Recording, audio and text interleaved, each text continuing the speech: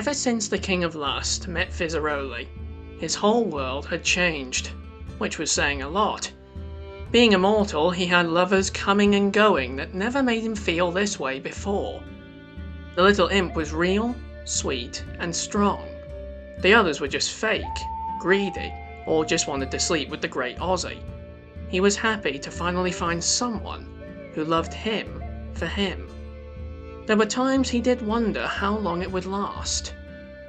One day at the factory, Oz was in his office, looking through potions in old spell books, seeing ones that would be good sellers, some that no one ever tried to make. Then something caught his eye. He found one potion that would make someone live forever, which was something he was looking for, leaving him so happy and coming up with a great idea. Meanwhile at the park, Blitz and Fizz were sitting on a bench watching their kids play. Well, Oliver was doing most of the playing, while Luna was just sitting there busy on her phone, making them so proud to be good fathers. Man, look at them. So innocent, full of life. Makes you sad that one day they're gonna wake up and see the world for what it really shows. Yeah, in a way, I am kinda happy that Oliver's deaf, so he doesn't overhear people saying horrible things about us. Oh, man, still? Shit! People really gotta let that go. It's a new normal, a new day. Nothing can last forever. Yeah, true. Very true. As it was getting dark, the two fathers headed back home. Fizz and Oliver, not being that far from their penthouse, thought it was okay to just walk. After all, it was a beautiful day. As they walked through the city, the sun had finally set, and everything was dead silent. The noises you could hear were street rats squeaking and water dripping from gutters. The imp started to get scared, but didn't want his son to worry. He tried putting on a brave face, but still felt uneasy. Then suddenly he heard something from the alleyway. It sounded like someone was laughing.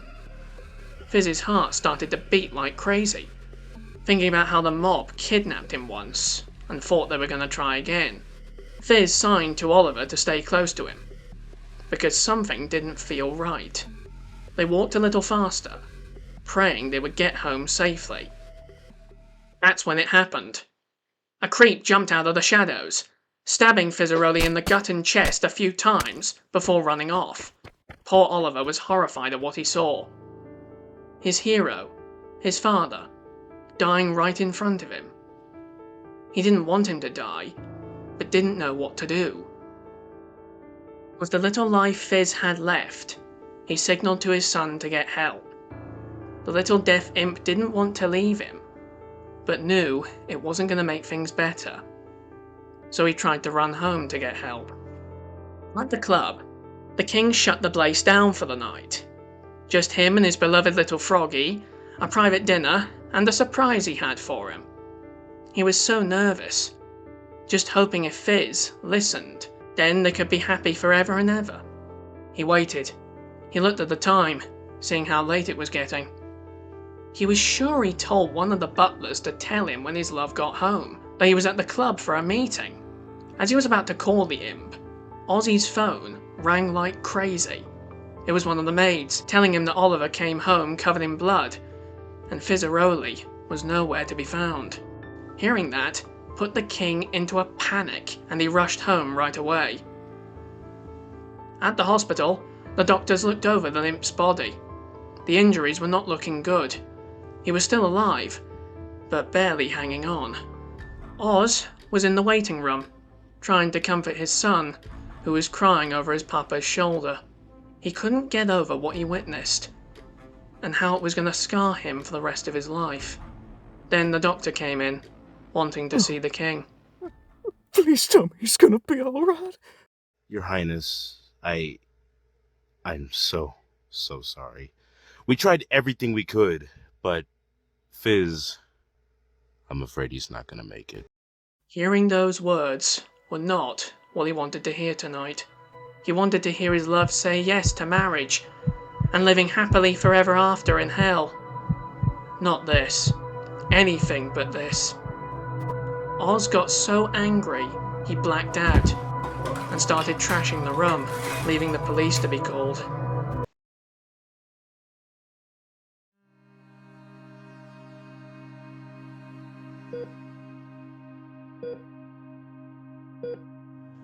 After things calmed down, the king and the little prince stood by the jester's bed, telling him their goodbyes, trying to be strong, but it was so hard. Daddy, I love you, and I'm so sorry.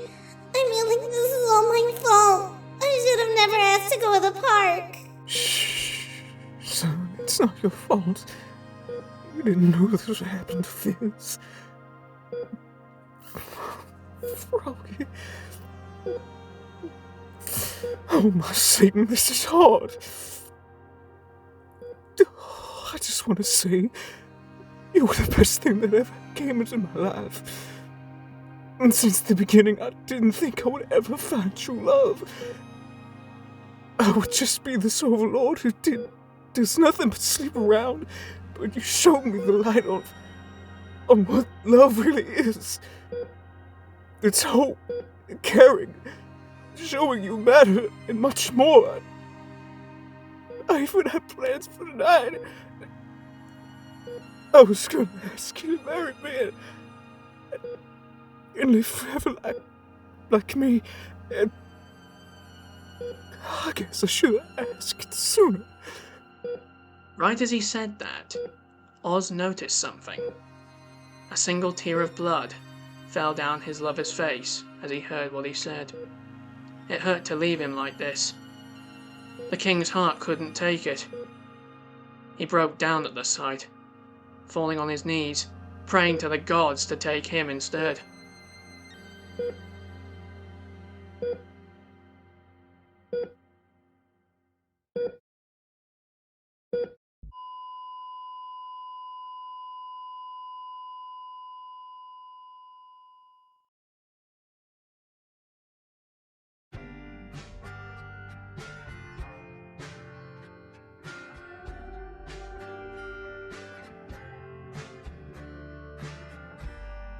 When the news broke that Fizzaroli passed away, all 6 rings of hell were shocked to hear this, and felt so sorry for the Overlord and his son.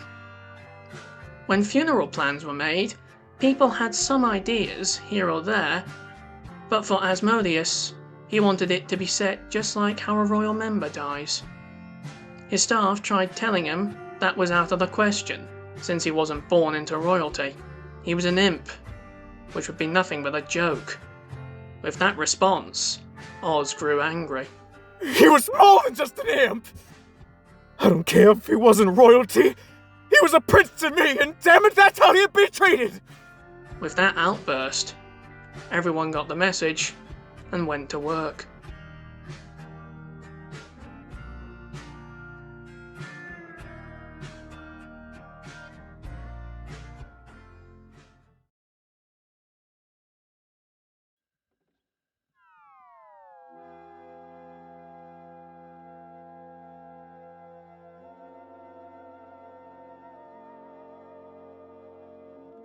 On the day the memorial happened, the media had their cameras set to get this piece of history. All the overlords came to the City of Lust to comfort the king and prince. Even though they had their opinions about the idea of a demon with great power to be dating such a wimpy creature, this wasn't the time to bring that up. Well, of course, Mammon had to be all Mr. Attention, crying, spreading horrible rumours about his once #1 seller being the monster to him and other stuff. Ozzie, already going through enough, had to call security before he ended up killing him. As everyone stood on the street, watching the coffin pass in a horse and buggy, the little prince did something that no one expected. When the buggy passed by him, he gave a bow to his last father, leaving everyone so moved, and his other father in tears. When they got inside and started the speeches, everyone had great stories to tell about Fizzaroli, how sweet, charming, caring he was, and no one would ever forget that. When it was time for the king and prince to make their speeches, it was such a challenge for Oz. Out of everything he lived through, this was the hardest thing he'd ever done. Fizz was more than a business partner to me. He was more than a friend to me. He was my rock. He was my soul. He was my whole world.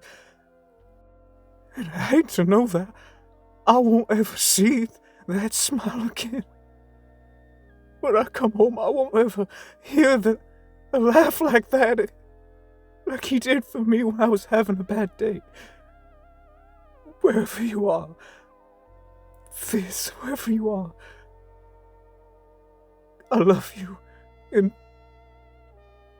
I'll never forget you. The whole crowd was crying, understanding the pain to lose a loved one.